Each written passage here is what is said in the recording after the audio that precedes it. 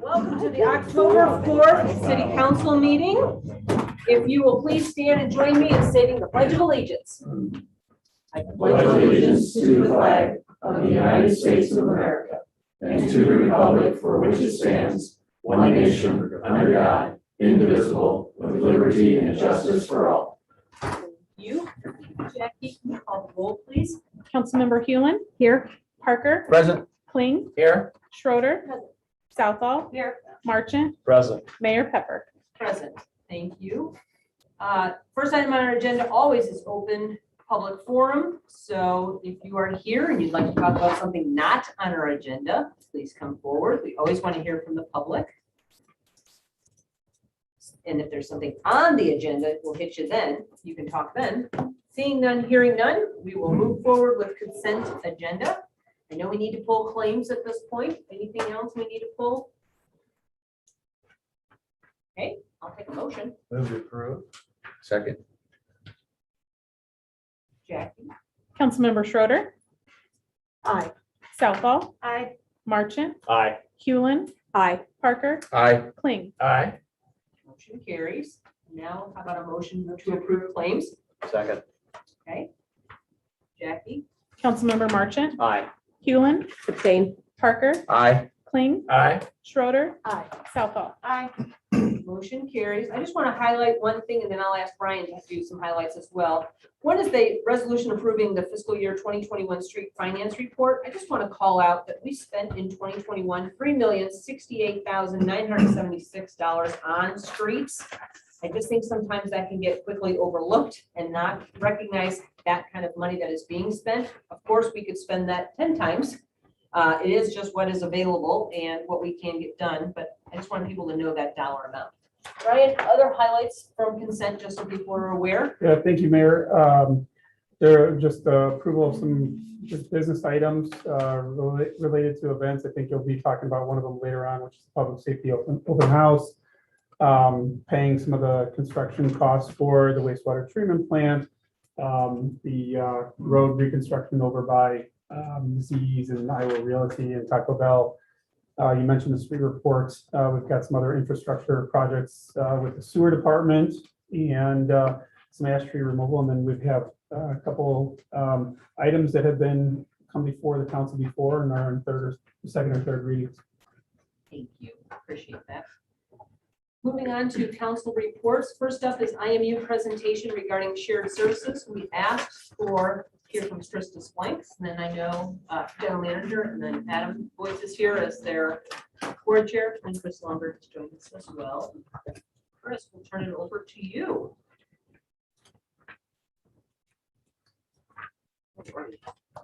Thank you. Already, we're kind of around a couple of slides for this description, but I'll first start by saying thanks for your opportunity here. Glad we could show up and answer some questions, and certainly if you guys have anything that comes up as I'm speaking, feel free to interject, and I can answer those at any time.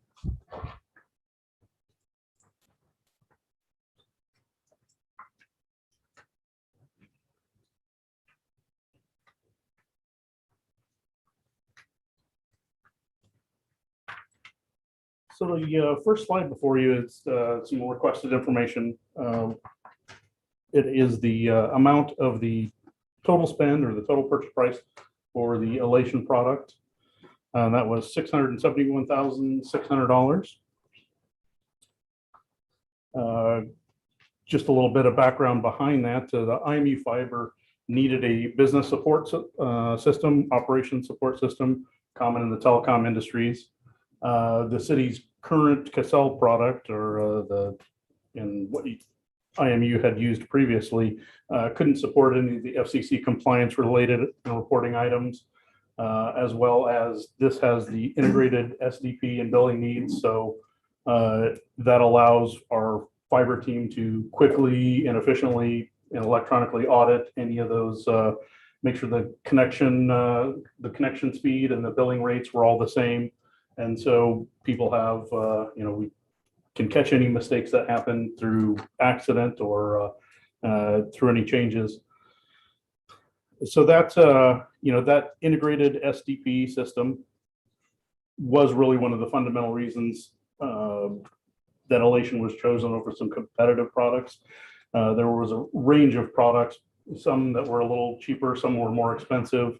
Elation fit the bill as it was usable, powerful, and it was a single source rather than stacking together a couple of different products and making them interwork. Elation fit that bill kind of out of the box. And so that single integrated system included items for work order and scheduling, trouble tickets, billing and provisioning, accounts payable, accounts receivable, and inventory and fixed asset tracking. Not all of those were available in the city's current product.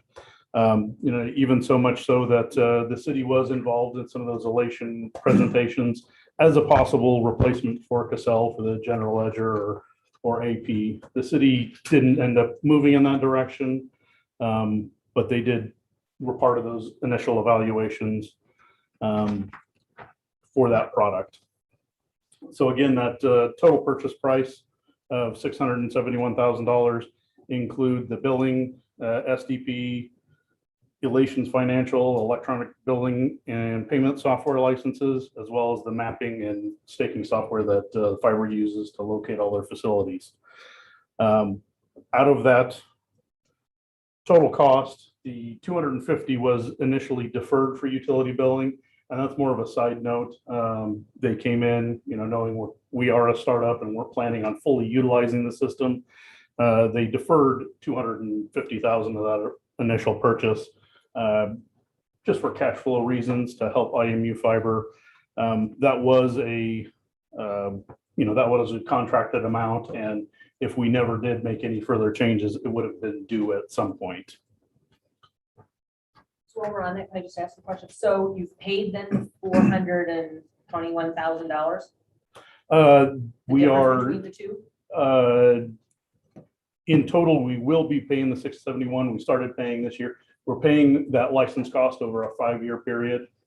So Which is they, kind of normal. yeah, not terribly unusual. They offered that 0% financing, and it's tough to say no to that, even in for any reason. And then is there an annual fee as well for that? There's some maintenance costs. And then you also just said something that I had just not heard before, because I've heard some of this, that you need it for the BSS OSS needs. So I get from this system, it's not just the billing, charge Pan Pepper $200.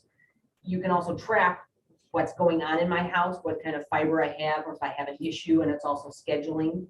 Yeah, it's so we use the Elation product from the initial scheduling. So come in, we have a new customer that wants to sign up. That product is used, that mapping is used in the initial, we'll kind of map and point out locations in the homes. Where's We'll the best put place this, to put it in my house? put the demarc, put the stuff, describe it, as well as, up the line, there's various splitters and, components in that fiber process. And so if you called up and said, well, this isn't working and we couldn't communicate with your device for whatever reason, we know the path of your equipment first goes through this PON, and then it goes through this splitter, and then it goes through this, device on the home end before it finally hits your house. And so we can go back and look and see what the, if none of those components can get that, communication, then we have a problem further upstream. But if it happens to be the last, we can get feedback from all the devices up to the very end, then it's likely that problem is a drop at your house, or something internal. So all that operational related software is part of this Elation package, and it allows the software teams to diagnose and help change passwords, diagnose any problems, or tell the techs in the field what ports and locations and devices that they're going to find. That's all tracked through this system. Thank you for that explanation. I just had not heard that before, so it's nice for us to understand. Sorry, thank you, Chris. Hey, Chris, Yes, What are the ongoing maintenance costs? Is that a monthly fee? we How's pay this them monthly, and offhand, I might ask Chris. I think they're about 88,000, in the low 8,000s a month. And that's, for the printing, maintenance and support.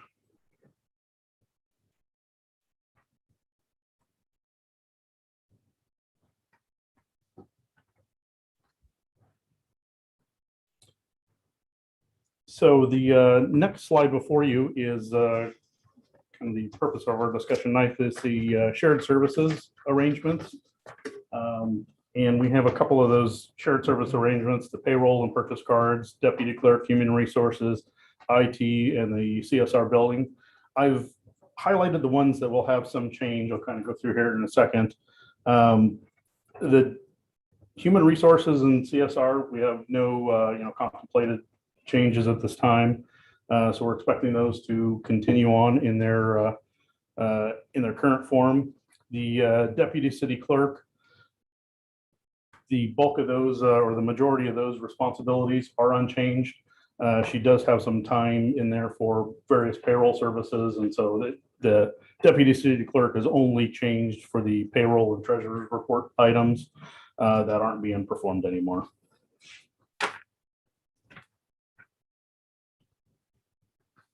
So can you backtrack a little bit and explain to the public why you're making this change?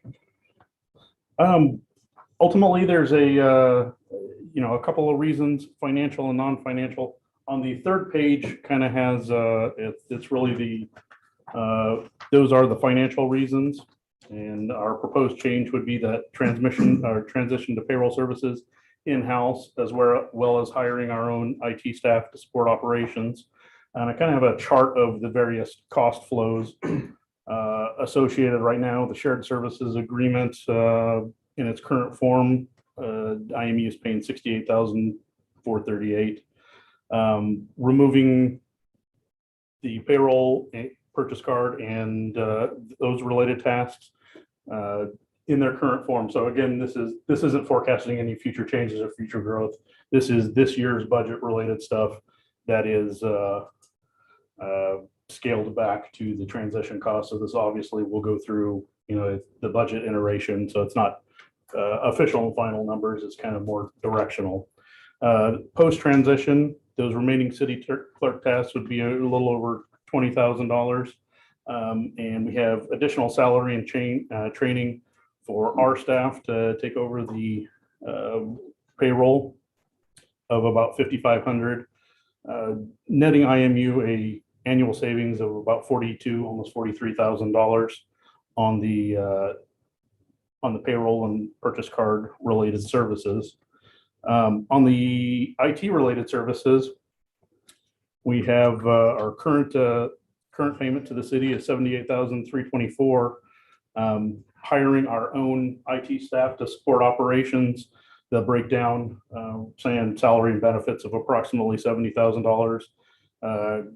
Computer hardware purchases of about $4,500 that are included there, as well as, and this one's probably the most generally estimated number, about $15,000 in some ancillary services. We had been in contact with the city regarding maintaining phones and emails. We don't have those costs or anything right now. So any of those phones, email, or other ancillary services that the city would take over and we'd work out arrangements on, those would move up into a shared services. It's just down in that $50,000, just kind of as a placeholder, waiting for all the city decisions and pricing. What is the time frame for this?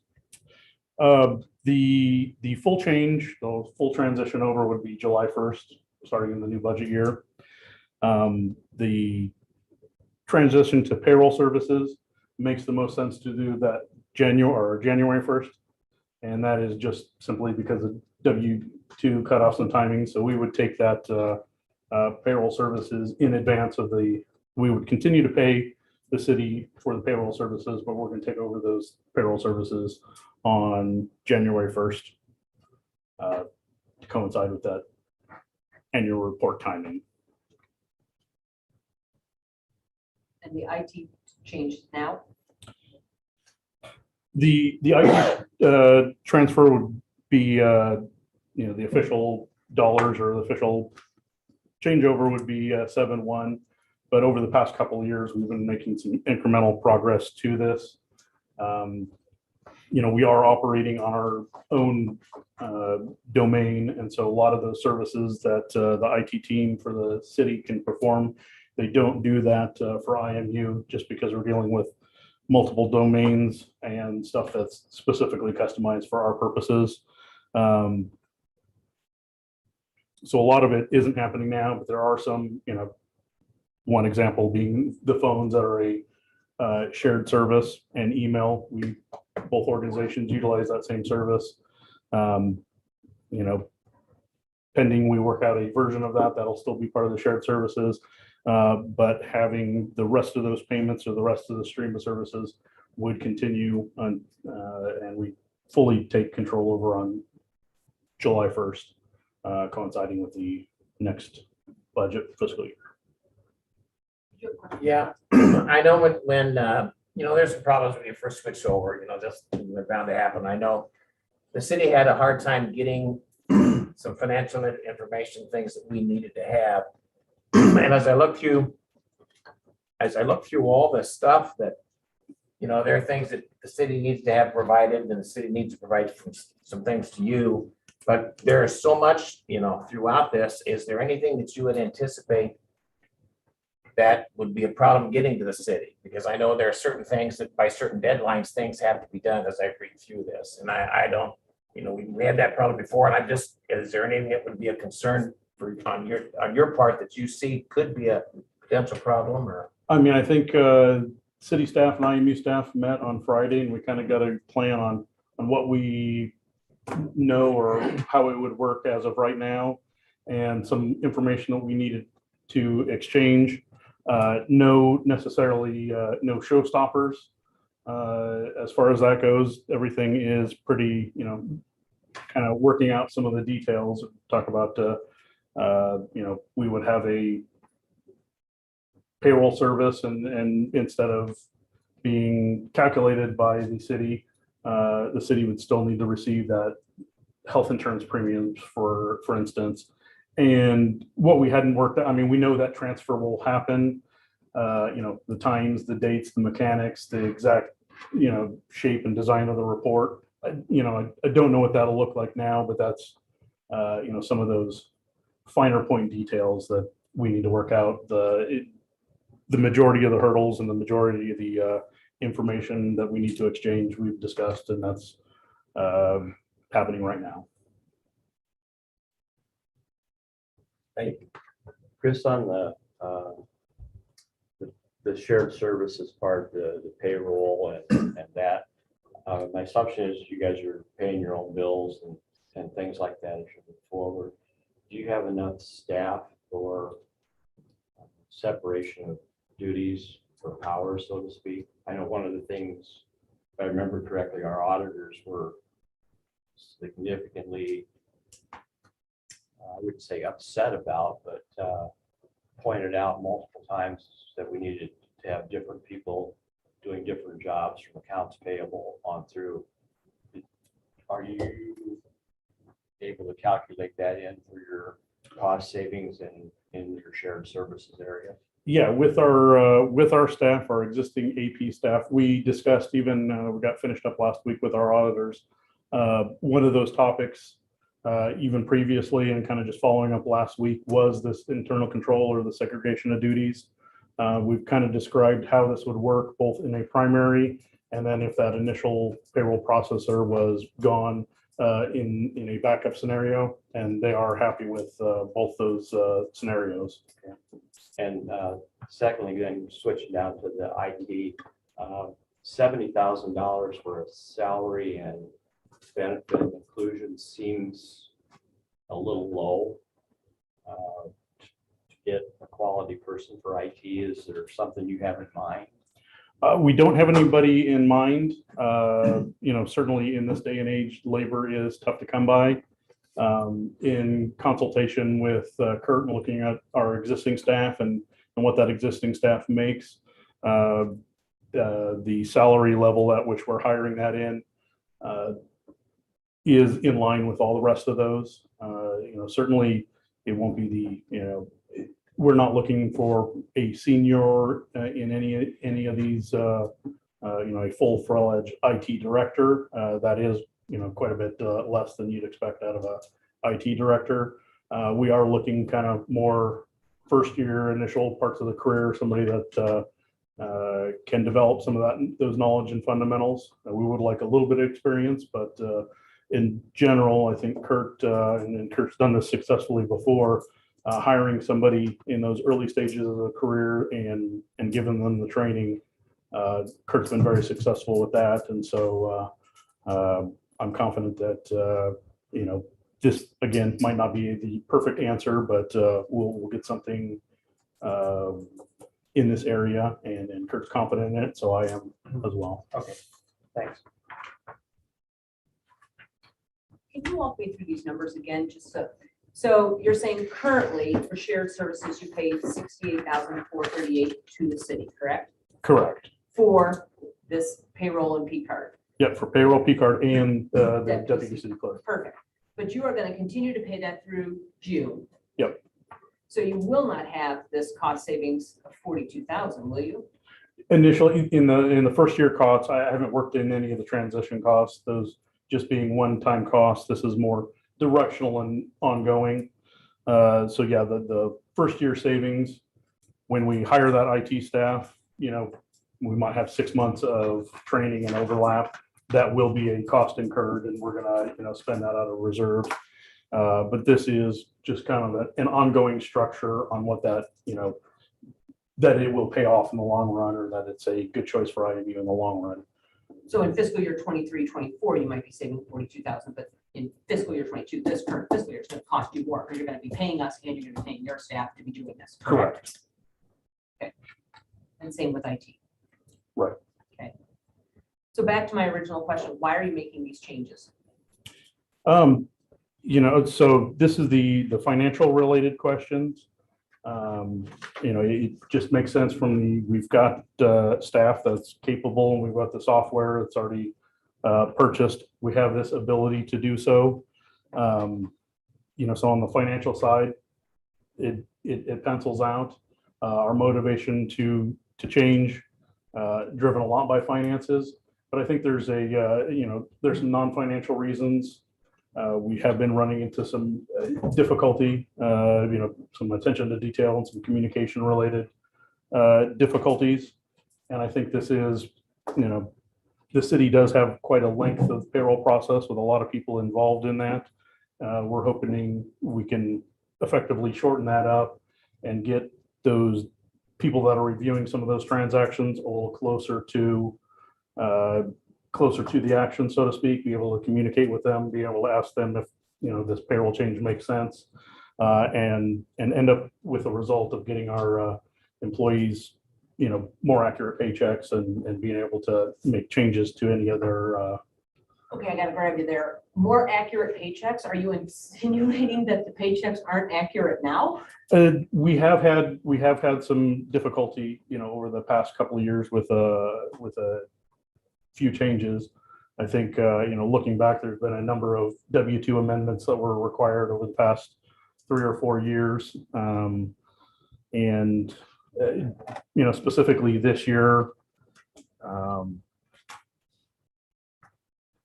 one item in particular, we changed, IMU changed its ICMA contribution from a fixed dollar amount to a, comparable percentage. And that seems to have been an ongoing problem that we're still working out. I would love the city to respond to some of that, please. Happy to, Mayor. I think we've provided you all with the communication back between city staff and IMU staff. What this boils down to is there was a negotiated item that IMU staff had with their collective bargaining agreement that incorporated something that was outside of what is normal as part of the 457 contribution. City staff, as part of the process, was not engaged or communicated with as part of that, and that's certainly fine. But What happened was we were never communicated that this went outside beyond the normal past practices with this type of contribution. With all our benefits, including health insurance deductions, dental and vision, ICMA, RC, it's done on a per month basis. And there's 26 pay periods throughout the year. And so what Chris is alluding to is that there was the understanding on their part that this would apply to the 26 pay periods instead of per month. But that information wasn't communicated to us until it was identified as an issue. At that point, then our staff had to go ahead and work with ICMA RC as well as the payroll software system to incorporate and make sure that those changes were being made. Am I missing Yeah, anything? or do I there get have it? been some other issues, but again, it's been a communication and collaboration issue. And those changes have been made. Yes. Adam, you stepped up. Do you have something else? Yeah, do you mind if I add a comment to that? This gets into the weeds a little bit, but the other issue here is referring to Ryan's comments, the way the city was handling the dollar deductions for the ICMAs, I'd say that. Yeah. There's 26 pay periods, and so during a fiscal year, since there's only 12 months, there's 2 months that will have 3 pay periods in the cycle. And the way the city was deducting those is they were deducting it from the first 2 payments of the month and not doing that deduction in the third payment. And what IMU is doing, the way they changed it to is a percentage base. And it's just percentage based, the same percentage applied to the pay every single month or every single pay period. So 27 pay periods. So to me, just knowing how accounting and payroll works, the way IMU is doing it is really the more common practice, doing it on a percentage basis over every single pay period instead of skipping some pay periods when there's 3 of them. But everything had been done with just a flat rate, right? A dollar amount rate. Right, a yes. dollar amount rate. So in other words, then you would just break it out over what wouldn't matter at that point. You're still getting the same amount, right? And exactly, that's true. The way most employers would handle that is that they would divide the annual amount by 26 instead of dividing it by 24 and skipping 2 pay periods. Right. But that's, I mean, this is a practice It that still had been gets the going same on. spot. Right, Yeah, it had been it's the going same on for a dollar. long time, Yeah. right? And then you guys changed it, and that's where the hiccup became. So But the change was more in the contractual negotiations with union. Is that correct? Correct. Yeah. of which we were not involved in, correct? I mean, we don't negotiate with you guys. So, right. Yeah. So we weren't involved in those. Okay. I just want to clarify that. So how is this in the best interest of our taxpayers? Specifically, ratepayer related first, this change, accomplishes our goals with spending less money on the payroll side. Again, we can get that payroll service done. It requires less staff, less communications, and that measure of accuracy there. As far as the IT services, that is a business need function. IT service, IMU is, highly involved in technology and IT services. We are responsible for that, frontline communication with our customers.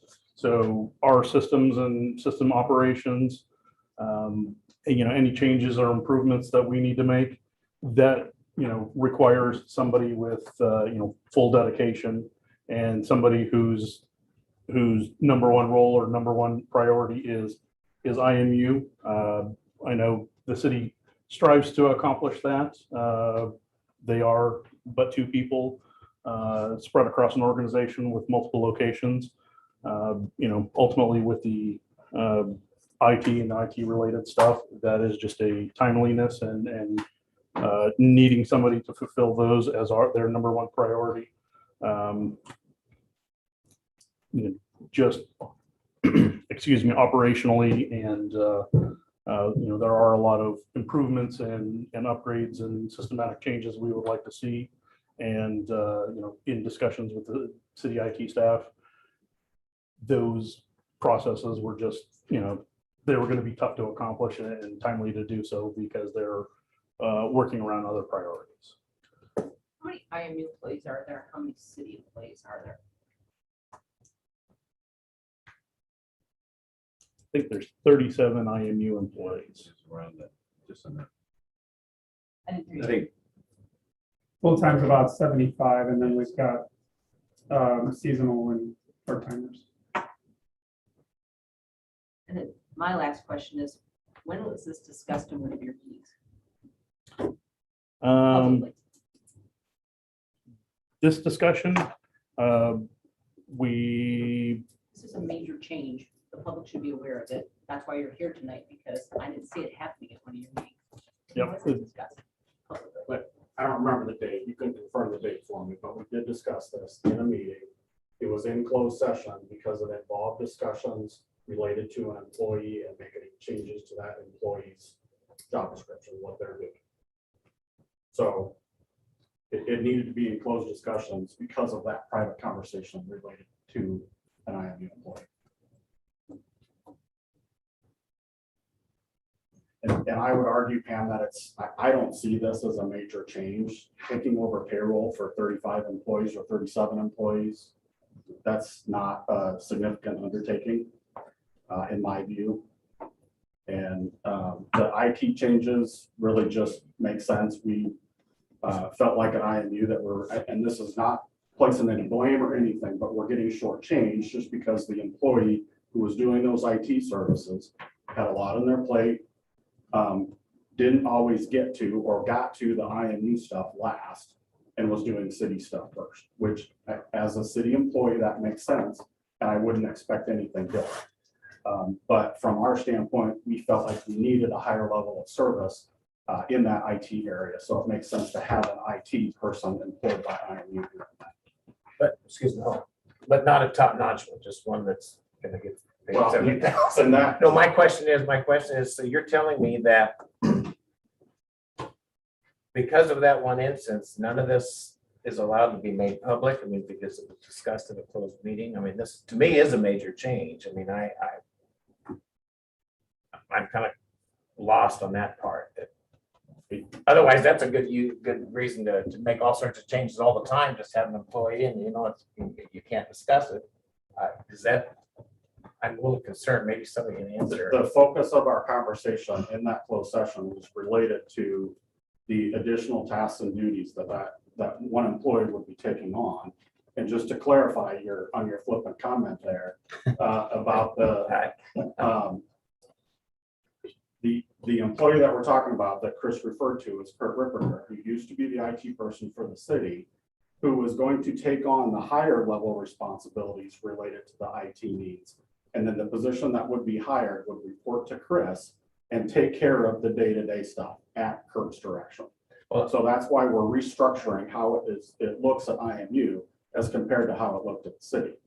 Just a different, not Right, but I question whether you take that into closed session, because you don't have to talk specifically about an employee. And I'm not a lawyer, but I've been around enough public meetings for 9 years on school board and 12 years on council that it makes me a little bit nervous that go into closed session about that part of it. I mean, or about talking about just making the change, and that discussion is one thing, and then talking about who's going to take on those responsibilities. Yeah, I can understand that, but it just, I guess that concerns me a little bit. That's just my opinion. Well, I guess. And I will say my comment was flippant, and the reason why is because at one point Chris talked about, we need somebody that's going to do all this stuff, we need specialized and everything else in that position, when previous he said, it doesn't really have to be. That's what I meant by that. It just didn't seem to make sense. I do have a concern though, still with what John said too, about that none of this could be made public because of that one incident. You don't have to discuss, whatever the incident was with that person, but this is a major change, which I think should be And public. I have to disagree. I understand where you're coming from, and I respect your opinion, but to our board, this was not a major change and something that has been contemplated ever since we purchased the Elation software. So that's really this Well, when did discussion the has occurred in conversation our ever board start? all along. Yeah, but we never heard from it. I mean, and it affected us. I mean, it would have been nice to have had a courtesy, hey, let's have a conversation about it. You know, and Last that's- February there was, and then last Friday. But it was specifically to the fact that you guys were gonna be splitting off in February. Yes. And everybody understood that explicitly, that was the case. I wasn't there in person. I Right. can't verify that, but that's my understanding. Absolutely a fair characterization. You know, we left that meeting with not a, if or when or problem solved. It's, specifically one of those city staff members all right, when this is official, let us know and we'll incorporate this in our budget. And so, Okay. that change being contemplated and discussed, while at that point we didn't have all the details worked out on, how much and who and when, the concept of the separation Right. And was involved there. I'll agree with you. I don't think it's a huge deal. I mean, in my opinion, but it is one that affects two different groups. And, That's fair. and again, I'm accountable to elected officials. You get appointed by her and then approved by us. And I'm the one that's on the front line with that, I mean, you guys are insulated a little bit, so you do have to confer to us. So that's why I just wanted to make sure that, in my opinion, that's a discussion that should have been had. So And to that point, I agree with that. To that point, I want to remind the council, because I think this kind of got dropped for whatever reason, but, and this was prior to Chris, under the previous general manager, there was a shared services agreement that was drafted. It was approved by city council. It came to the IMU board, and we were uncomfortable approving it for the very reasons that you're talking about, because there was no provision in there to update the percentages as time and dollar amounts change from year to year. And there was no process for making changes exactly like we're talking about tonight. We rejected it, passed it back to staff. My understanding is there was some communication between the former GM and the city staff, and then nothing's happened. So that shared services agreement, from IMU standpoint, doesn't exist, or it's really still under a previous shared services agreement. So to me, all of these issues, your concerns about communication, if that had been documented and placed in that shared services agreement at our request, or as we requested, we could have avoided some of this. That begs the question of, you also could have asked for us to have conversations about that service agreement that you didn't sign. I mean, it feels And like that we was have to. communicated to you directly from me less than 2 months ago. yeah, that's a little, Right, but at the time. when it you seems a didn't long sign ways it- down the road, Yeah. if there was a concern. Right. So why didn't And you- our understanding is that, sure, should we have followed up? Yes, but it was passed to your staff and then nothing happened from our standpoint. I'm sorry, I need to jump in because there's a lot of stuff that's been said that I completely disagree with and is not actually correct. Please do. I don't believe in airing dirty laundry. We've certainly had communications back and forth on this topic. The former GM and I had conversations, whether or not he communicated back to his board. That's in there. As for the review and updating of the agreement, there was language in there that required, but again, I mean, that was a couple of years ago now. And so I'd have to go back and review it. But with any agreement, with any 2080, there is a review period that occurs and any party can ask for an amendment. So that's one aspect. As it relates to staff and the services that were provided, especially as it relates to IT, never once have I heard or received any sort of concerns from the customer service that has been provided to IMU from IT. And if so, that would have been dealt with. But on the flip side, one of the common courtesies that also has to happen is that when there are updates, and we've asked this repeatedly, whether it's HR, IT, finance, that advanced communication has to occur. So receiving a request the day of or a couple hours before something needs to happen. And that's where I think some of the frustration on both parties has occurred. And we have been very clear on that most recently as it relates to HR and the processing of payroll and receiving PCNs prior to somebody coming on board instead of receiving it after they've been accepted and come on board. And now our HR manager has to drop what she's working on in order to quickly get this into the system and provide the necessary documentation for that. So there is a level of frustration on the city side because of those types of things. And we have certainly documented everything via email, and a lot of those emails have been communicated to the city council. So while we're standing here in a public meeting, debating back and forth these points, I do want to point out that they have been documented, we have shared. And as far as the meeting on February, back in February about that, folks that were in attendance can speak up if I misstate the representation, but from staff standpoint, there was a lot of questions. There was a lot of what help us understand, I am saying help us understand how this all works, providing and our staff providing the answers to those questions.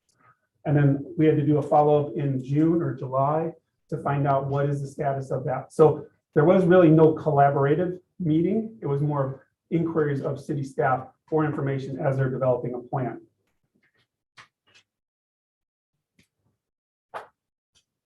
Other questions, comments?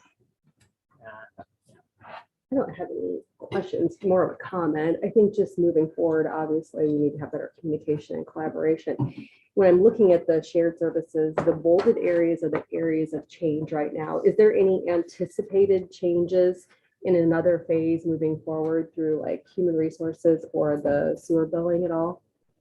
Just None, these yeah, right none now. that we're contemplating. Anything else? Council? I'll offer one more flippant comment. If you are looking for not so experienced, inexpensive person to design your website, I know a guy who used to do it for $500. Yeah, Per year, perhaps. per year. I would just add, in listening to all of this, and a lot of this evolved before my time. And I don't have the history and having worked in different offices for, over 2 decades, I certainly understand how, some shared offices with people in this room. So, I understand how communication can be an issue. And I think that, as Heather said, going forward, we just have to be sure that personalities don't enter into this. We're serving the public and we don't have time for this, and then I'm sure there's plenty of blame to go around. I'm not pointing any fingers, but the bottom line is if it's not that significant a change, and I have to say, I've been in an office where I didn't feel I always got firsthand IT support, and I understand the frustrations of that, how it keeps you from doing your job and serving your customers. So if this is a good change, in your opinion, and you've studied it and that kind of thing, I think that's great. But I do think that the important point here tonight is the discussions need to remain open to the public. We need to have better communication. And, basically what my boss used to tell me is I don't care if you get along or not, just get the job done and figure it out. So I don't think we should spend any more time on pointing fingers and in the past and that kind of things. Bottom line is we have a job to do. I think everybody's tired of it. So let's move on. I can support that. Absolutely. Thank you for coming. Appreciate that. All right, on to Bravo report. Bob Slade. Excuse me, Bravo full board met last Wednesday, and we were excited because Wednesday at noon, we were able to notify all of our cultural partners within the metro of the grants that were awarded and for 2020 or 21. Since the onset of the COVID pandemic, Bravo made a record-breaking investments in the cultural sector, and we were able to honor 100% of our commitments, despite all the substantial losses that we had in the hotel motel tax revenue. Total investment provided more than $3 million of support for more than 70 arts, cultural, and heritage organizations. And Bravo now will continue to prioritize our investments with our cultural partners and try and work on and focusing on our long-term sustainability of Bravo as good stewards of public funds that are entrusted to us. These monies are given to Bravo, and our goal is to get them out to the cultural organizations.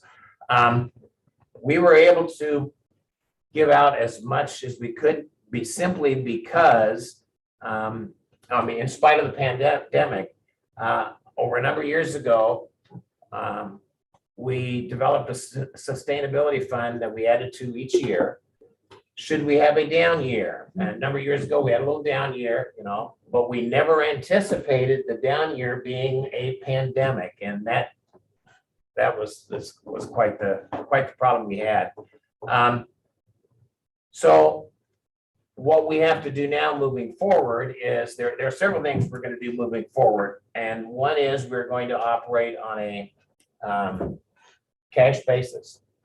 Before, we were able to project from the different cities how much money would be coming in, and it always would come in at different times from where the grants, were given out.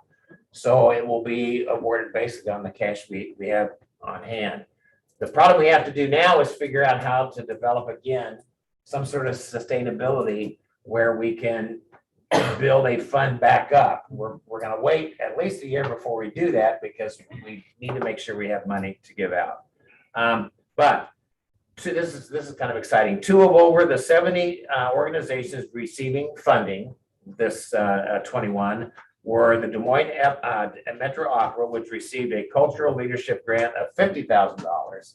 And for the first time, Indianapolis Carousel Theater received an art and culture grant of $2,000.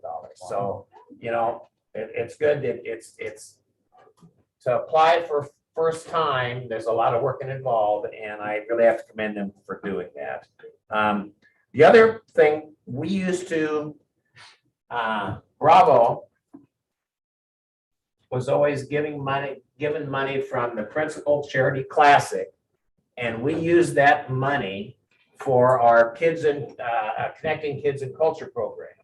And what that was to provide money for schools, for school buses, to be able to take kids to like the Des Moines Art Center or any of those cultural places, because a lot of, the funding for a lot of that, is backed off from the schools.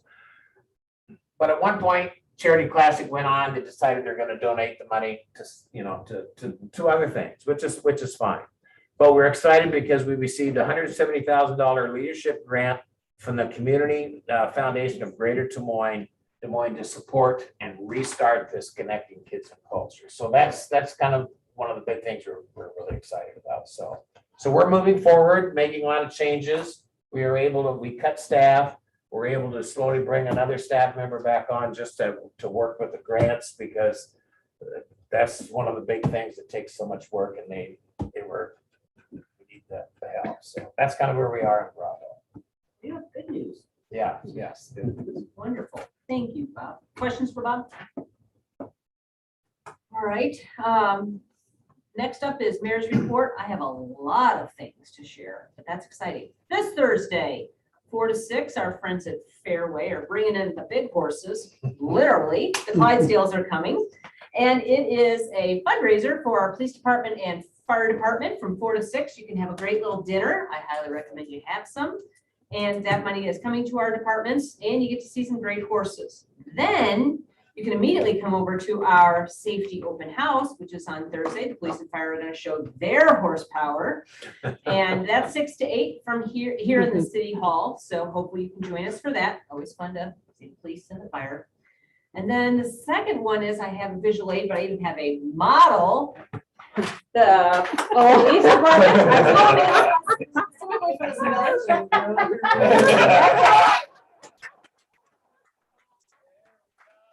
Yes, yes. Very nice. Very good. Nice. Hey, Molly, you missed me. Yeah.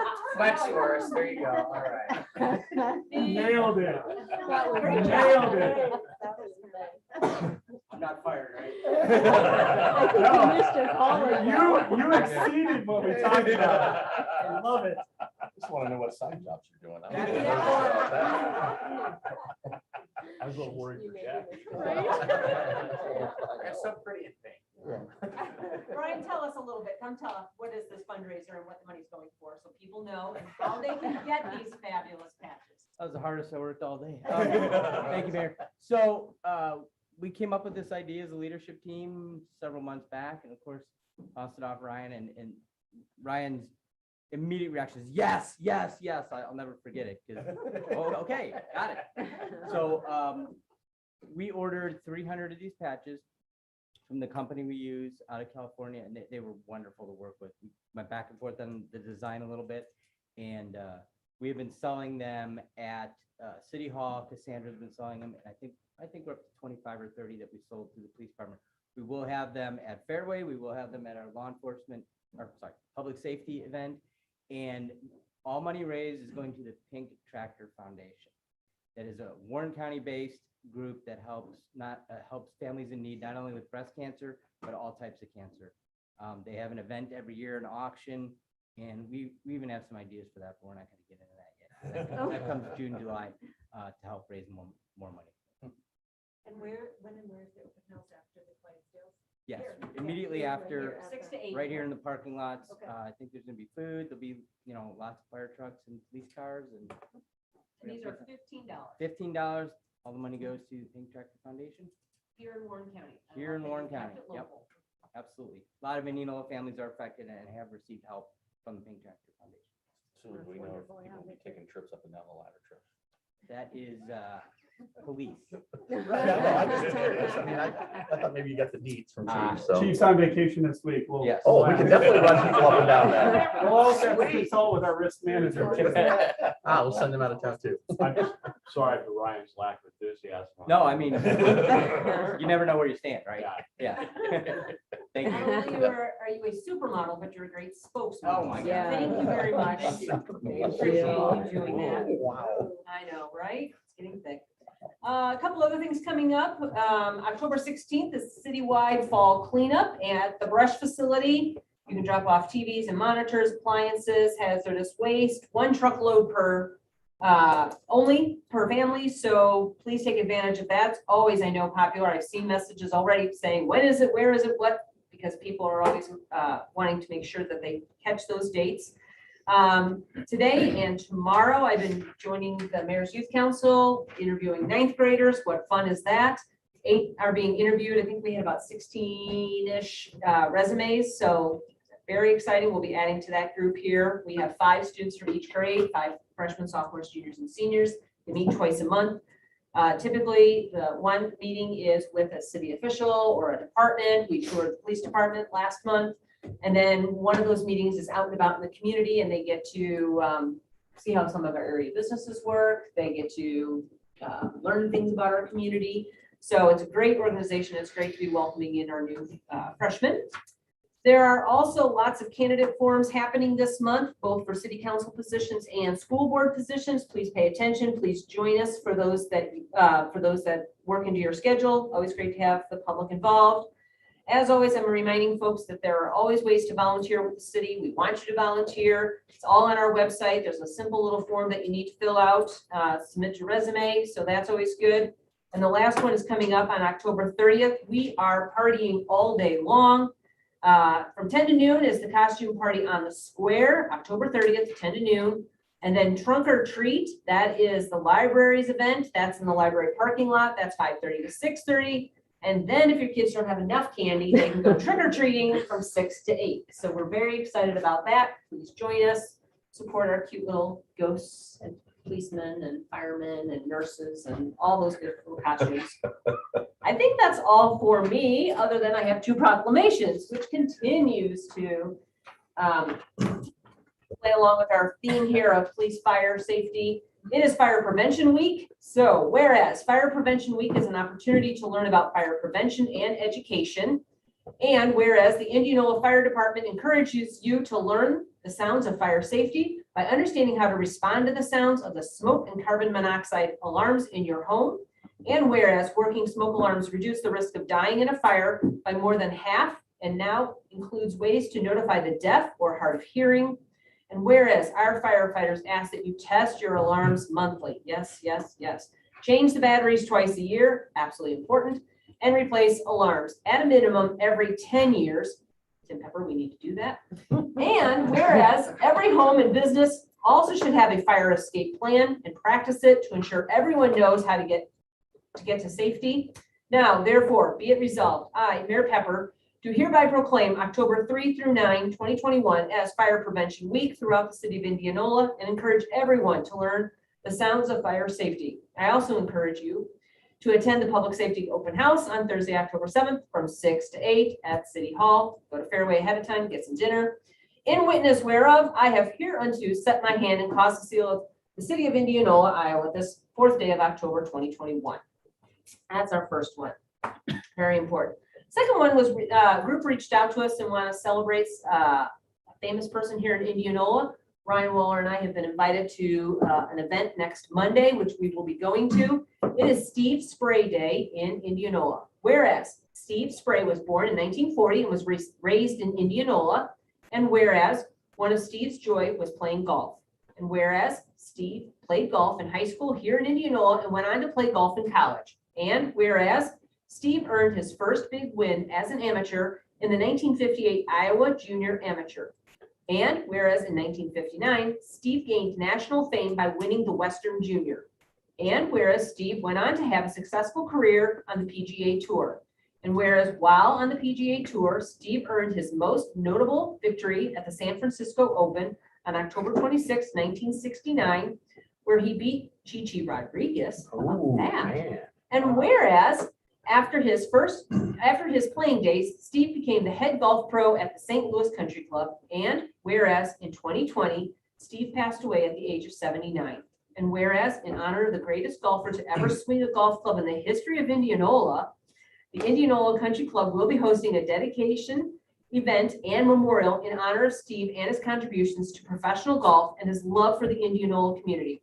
Now, therefore, I, Pam Pepper, Mayor of the City of Indianola, Iowa, do hereby proclaim Monday, October 11th, 2021 as Steve Spray Day in the City of Indianola and urge citizens to celebrate Indianola's golfing legend.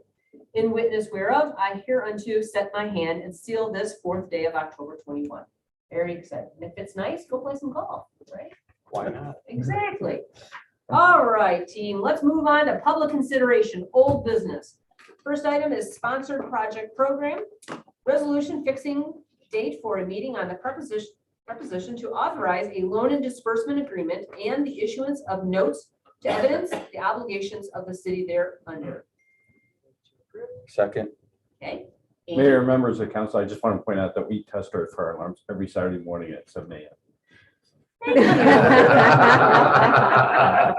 No, it's- I wouldn't be standing here if we did. As the mayor council would remember, we received a sponsored project grant from the Iowa Finance Authority as part of the Square Streetscape Improvement Project. It's intended for the pavers, the handling stormwaters, and also bioretention cells.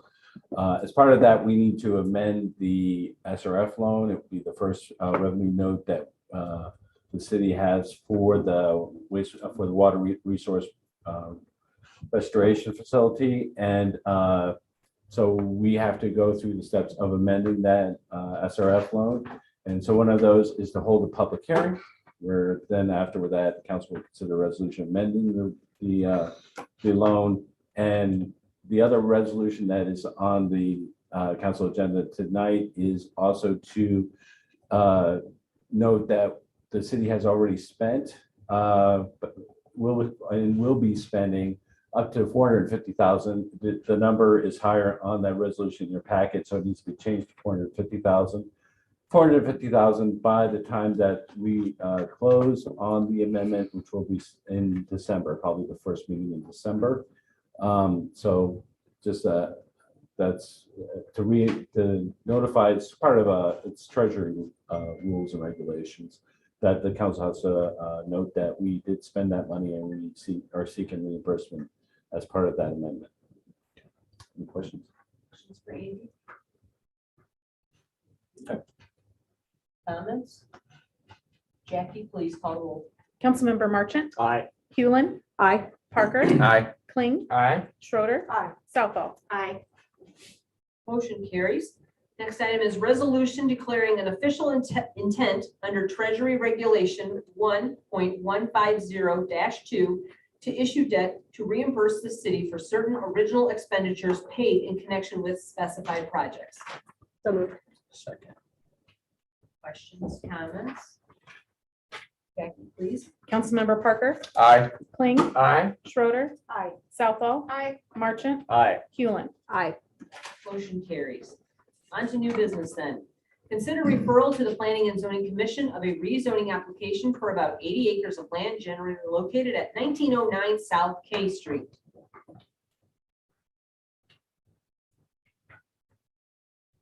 Do you want me to talk first, though? Is this a motion? Yeah, Yeah. yeah, do you need Oh, a yes. motion? Do you need a motion? So moved. Second. That's what I was like reading. Oh. All right. Now, I Charlie. apologize. I didn't know if you were waiting on me. No, you're Yeah, fine, okay, you're fine. Perfect. Council will recall earlier this summer, we amended our zoning ordinance with some new zoning regulations. A lot of the stuff that we've changed is a lot of administrative stuff that we handle internally.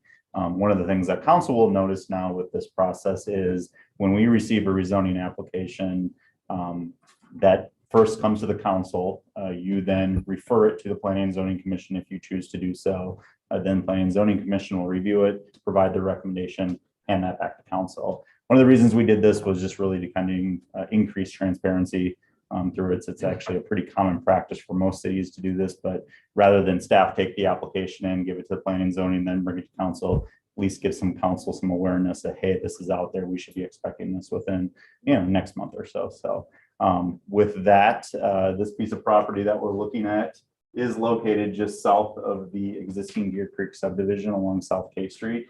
The rezoning sketch that was involved is shown right here. This picture shows it a little bit better. You've got K Street right here, 14th right here. This is the existing Deer Creek subdivision, and it's these two 40-acre parcels roughly through here.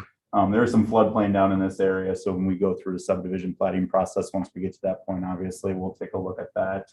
And then looking at the comp plan does show this area, which is right in here as low density residential, which matches the existing land use that is just to the north. And you can see where some of this environmentally sensitive area is through here. That is just generally kind of some floodplain area. So with that, staff is recommending that you do refer this to the Planning and Zoning Commission for review. And if so, we'll bring it forward to their next meeting and have it back to council probably within a month. Questions for Charlie? Great. Thank you. Jackie? Councilmember Hewlin, Aye. Parker, Aye. Kling, Aye. Schroeder, Aye. Southall, Aye. Marchant. Aye. Motion carries. Thank you.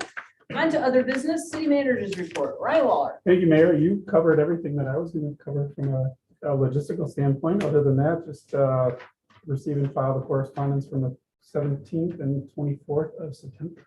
Move to receive and file. Second. All those in favor signify by saying aye. Aye. Opposed, same sign. Motion carries. Thank you. Real quickly, some other business. Sure. If I might. Yes, please.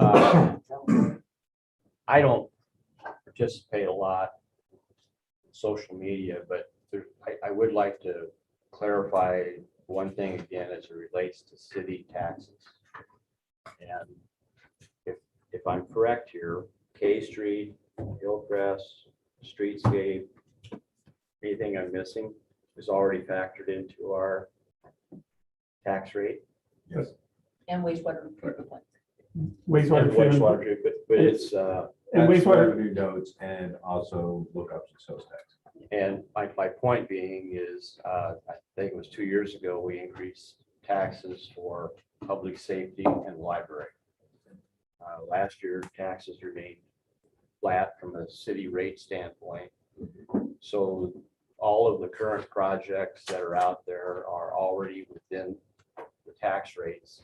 So as we see things on social media or as people go into campaign debates, our taxes have not increased. We as a council today cannot commit to the tax rate for next year, but unless something drastically changes, we're probably on a flat curve, so to speak. So I just wanted to make sure everybody got a clear understanding that the tax increases were for public safety and the library. And as far as I could tell, those were necessary and asked for things by the public. Something we need to continue to support. unless the public tells us they don't want police or want ambulances or want fire protection or books. I think we've made a really sound decision along that process, and I just wanted to try to put that to rest, because it's very important that people understand that there's a lot of fiction out there and people are making stuff up, and it gets real annoying when you see it. So taxes are really reasonable in this town compared to some other metropolitan areas. Granted, we don't have the level of industry, but I think we're doing quite well. And we're doing very well as it relates. I think we just got a report today about building permits, and it looked like we're 13 million ahead of last year's schedule. The numbers jive in my head. So anyway, that's my soapbox moment for the night, and just wanted to make sure everybody had a clear understanding of where we're at on projects and taxes and how the money's already allotted, unless I've missed something. That's accurate. Thank you. Yeah, thanks. Madam Mayor, may I speak to that issue? No. I heard you brought it up, or is that? It's not an open item. The mayor does not have to allow public comment on it. It's not a public hearing, or it's up to you. I'm okay with you making a comment. Greg, Steve Richardson, 611 North 6th Street Place. Greg, I agree with you 100%. Tax rate stayed the same. My only question for staff is that tax rate is not the only factor in determining taxes. Is that correct? You have the rollback, you have assessments, and that also helps determine the tax rate. Well, no, not the rate. Assessments No, are the value of the property, and we don't have anything to do with that. The I county does that. understand you guys know. You set the tax rate, but the rollback comes from the state of Iowa. The rollback determines the amount of taxable value that you pay on a house. So for instance, if you pay, let's say your house is assessed at $200,000, and you guys correct me if I'm wrong. Okay. Let's say your house is assessed at $200,000. Let's say the rollback is 50%. You're only going to actually be taxed on $100,000. The rollback fluctuates. And as that fluctuates from year to year, that also then determines whether or not the taxes that that individual house will pay is increased or decreased. So you can leave that tax rate, what is it, 1283? It's 1363. 1363. But The- the only thing you can account for though is just the tax rate. I mean, Well, but that's what all- that That's does- all, I understand. and you sat up here, you know that. Oh, I know that. But my You were point also is, the legislature, so. and that's why I'm asking, I'm raising this issue. All I'm saying is this. Your tax rate stays the same, but the amount of taxes that an individual house pays or an individual property pays may differ based on rollback and assessment, which you have no control over. Correct. But your tax rate at 1363 stays here. So you pay let's go back to my example. Go ahead. Well, I guess, you're correct, that the assessment and the rollback play in. So that's all information that we wait for, and we will receive after the first of the year as we're putting together the budget. Correct. And I'm not arguing those factors. Okay. What I'm saying though is that even though you may leave the tax rate at 1363, an individual house owner's taxes they pay may increase or decrease. So Based out of things that are outside the city's control. Exactly. That's right. Yeah. And so, but I want to make it very clear that for an individual taxpayer looking at their assessment, they're looking at their taxes from the county treasurer's office. Some of those are going to increase to a certain percentage. Some don't, most do, based on whether or not that rollback goes up or down. Some of them increase, some of them decrease. Based on whether that rollback goes up or down, will determine whether or not that particular individual house pays more money. Let's go back to my example. At $100,000, a $200,000 house with 50% rollback is only taxed on 50% of that value. Correct? Am I right? Yes, You're taxed on $100,000 in that house, right? correct. Okay. Let's say that rollback goes down. Okay, so that rollback drops. Correct. The rollback goes down to 45%. Then that house is only going to pay 45% of that $200,000 rather than 50%. Their taxes should drop. But the rollback, which the state controls, if it goes up to 55%, then their taxes are going to go up, or the amount they pay is going to go up. Not the taxes, but the amount they pay is going to go up. Correct? It does, but continue on, because there's a nuance with how we do our budget, that we don't just take the rate flat. The rollback last year, I think it went down. Okay, so then that means you should get- right. Especially on the multifamily, it went down. So we lost revenue, but Correct. because we've added growth over the last year, we were able to keep the rate where it needed to be in order to cover the cost. Because when we were putting together, just to take your issue with the public safety, as part of the staffing plan in 2017 and 2018 that then council approved, the anticipation was that the city would have had to raise more property taxes than what took place because of the additional growth that had occurred over the years. Correct. But what I'm saying is this, for that individual taxpayer, for that individual house, their taxes may increase or decrease based on whether or not that rollback goes into play. And what you're going to see in this probably in the next year, are a lot of the assessments are going to increase as well. Right. Yeah, they already have, and they're going to probably increase again. Right. Which you have no control over, and I understand it. And Greg, I agree with you 100%. Fire and safety is absolutely critical. And library, those kinds of things are important.